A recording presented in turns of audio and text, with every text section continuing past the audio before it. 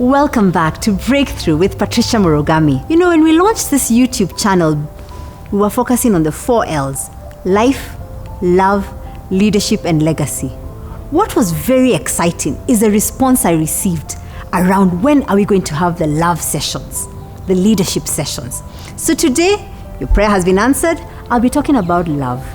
And I want to talk about love from the perspective of marriage, because in my past life, I actually had the experience of helping couples organize their weddings as a wedding planner. It was one of my hobbies, which became really one of those interests that was about helping the couple focus on their marriage rather than on the wedding day. And I also have had the chance to speak at bridal showers, and now more recently to run a program, Brides for Life, Wives for Life, designed for any woman who is single, married, maybe separated, maybe engaged, and is actually maybe also widowed, and is actually looking to reframe their ideas around marriage so that they can then re-enter marriage on the right level of mindset.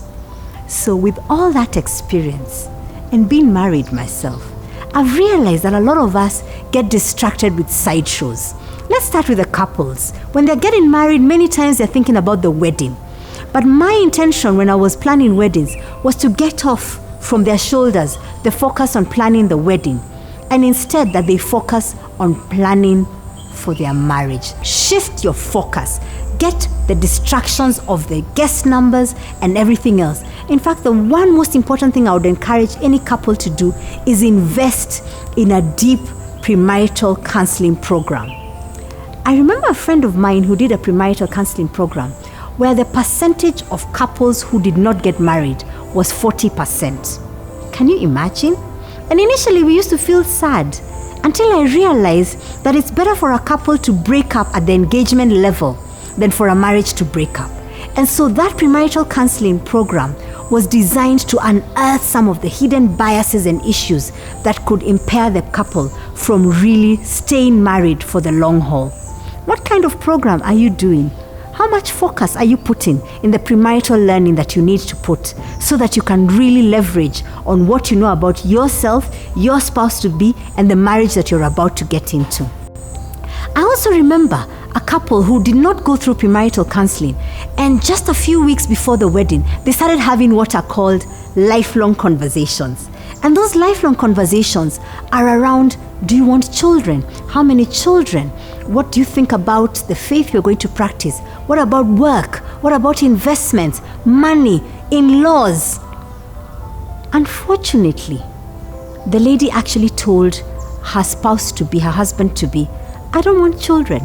My career is more important. I don't want children now or ever. And the man had the heart to have a big family. So can you imagine the dismay? And I think the courage, and I applaud him for taking the courage to say, then it looks like we have what is called irreconcilable differences. You don't want children, I want children.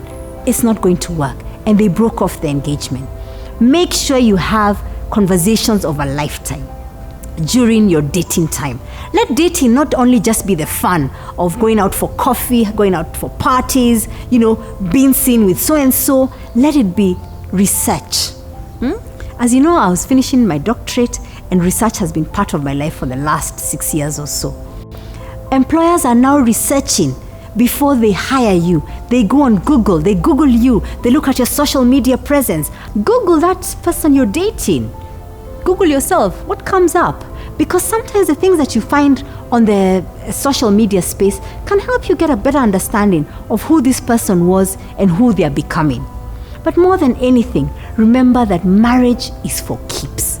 Go into it with the right preparation. Read the books, get the mentor, get the coach, get whatever you need to ensure that you solidify your ability to ensure that your marriage withstands the test of time. That said, there are many things that you will not know before you get married. And I hope that you keep your engagement very pure.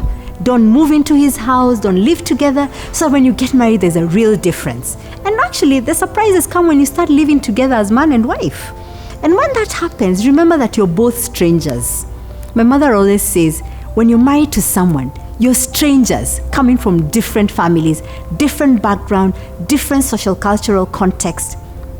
Be aware of that. Embrace that context. Don't go into marriage saying, I have a side door that I'm going to emerge from when things go rough. I have a secret this or the other that I'm keeping in the event of. If you go into marriage with that kind of mindset, chances are it'll not work. Because when you don't have the key to the door, it means you're there together. It means you have to figure out ways to make it work. So ladies and gentlemen, as you think about this idea of love in the marriage context, I encourage you, think deeply, do your research, prepare well, and go into it with a mindset that marriage is for a lifetime and the wedding is just one day. Don't forget to subscribe. Breakthrough with Patricia Borogami.